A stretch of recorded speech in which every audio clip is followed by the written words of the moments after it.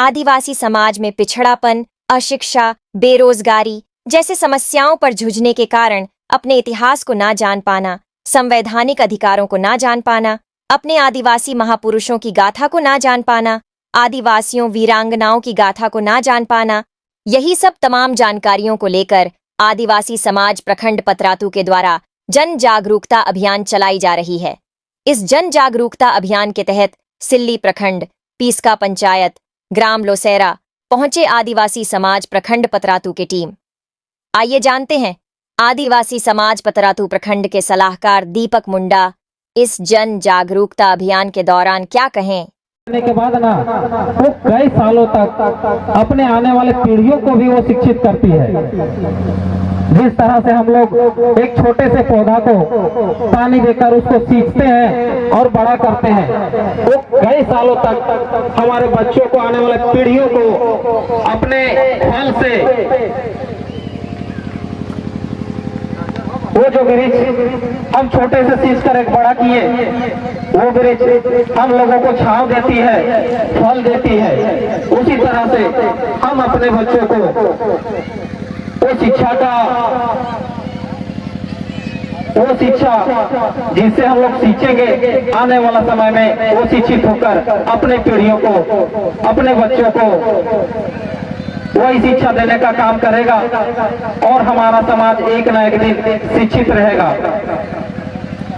ये सब जानने की जरूरत है, आवश्यकता है कि हम लोग आखिर आदिवासियों में, जिस तरह से अभी भैया जी ने बताया कि हम लोगों को बहुत सारा अधिकार मिला है, बहुत सारा कानून मिला है, ST SC को बहुत सारा कानून मिला, लेकिन उसकी सभी व्यवस्थाओं को, सभी कानूनों को, सभी आरक्षणों को क्या हम लोग लाभ उठा पाते हैं? बिल्कुल नहीं उठा पाते हैं।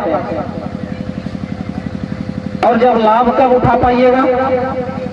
जब हम लोग शिक्षा को अपनाएंगे, शिक्षा का महत्व को समझेंगे, अपने बच्चों में उस शिक्षा को डालेंगे और हमेशा हम सभी गार्जियन कोशिश करेंगे कि एक बच्चा घर में ना रहे, एक बच्चा घर में ना रहे और सीधे स्कूल में जाए,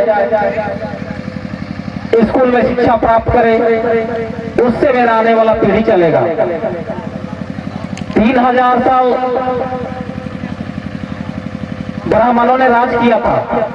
कारण है उस समय हम लोगों को अधिकार नहीं दिया था, पढ़ने का अधिकार नहीं था, कानून वही लोग का था, इसलिए हम लोग का अधिकार नहीं था। लेकिन अभी स्वतंत्र है, हम लोग अपने मन से पढ़ सकते हैं, अपने मन से उच्च शिक्षा प्राप्त कर सकते हैं। कम खाइए लेकिन शिक्षित जरूर कीजिए अपने बच्चों को।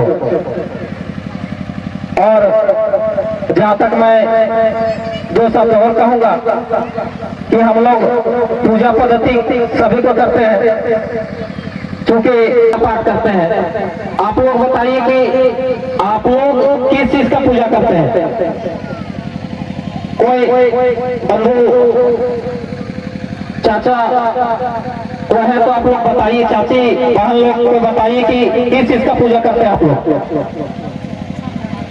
किस चीज का पूजा करते हैं?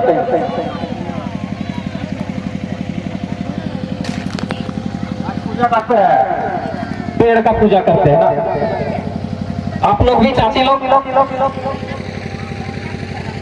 सरना पूजा करते हैं। और एक छोटी बहन, इनके तरफ से आवाज आए कि सरना पूजा करते हैं। हम लोग प्राकृतिक पूजक है। हम लोग क्या है? प्राकृतिक पूजक है, आकृति का पूजक नहीं है। हम लोग प्राकृतिक पूजक है।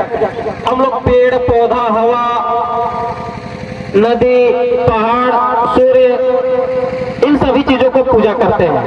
कारण है कि जितने भी हम लोग को अभी पेड़ पौधा, हवा, सूर्य दिखता है, उन सभी का पूजा करते हैं। हमको बताइए कि अगर एक दिन हवा नहीं रहेगा इस धरती पर तो क्या हम लोग जी पाएंगे? बिल्कुल नहीं जी पाएंगे। लेकिन आप सोचिए कि हम लोग जिस तरह से डॉक्टर को भगवान मानते हैं, डॉक्टर को भगवान मानते हैं किस समय?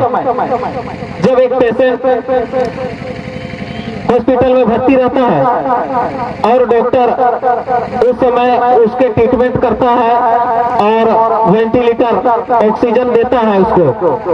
उसके बाद मरीज क्या होता है कि जी उठता है, ठीक हो जाता है। उसी समय हम लोग बोलने लगते हैं कि आप भगवान बन के आए हैं, हमारे मरीज को, हमारे पेशेंट को ठीक किए हैं, आप भगवान हैं।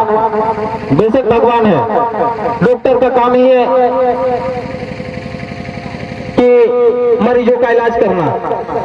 लेकिन जिस तरह से इस सृष्टि में हवा का विलुप्ति अगर हो जाएगा तो हम लोग बिल्कुल जी नहीं पाएंगे, मर जाएंगे। तो हम लोग इस चीज का पूजा करते हैं तो खराब चीज नहीं है। प्राकृतिक का पूजा करना खराब चीज नहीं है। प्राकृतिक से सारा विश्व, प्राकृतिक को सारा विश्व मानता है और बहुत बड़े बड़े विद्वान अध्ययन किए हैं कि अगर इस धरती पर आदिवासी नहीं रहते तो ये सारा सृष्टि, सारा संसार एक विलुप्तिमय की ओर चला जाता।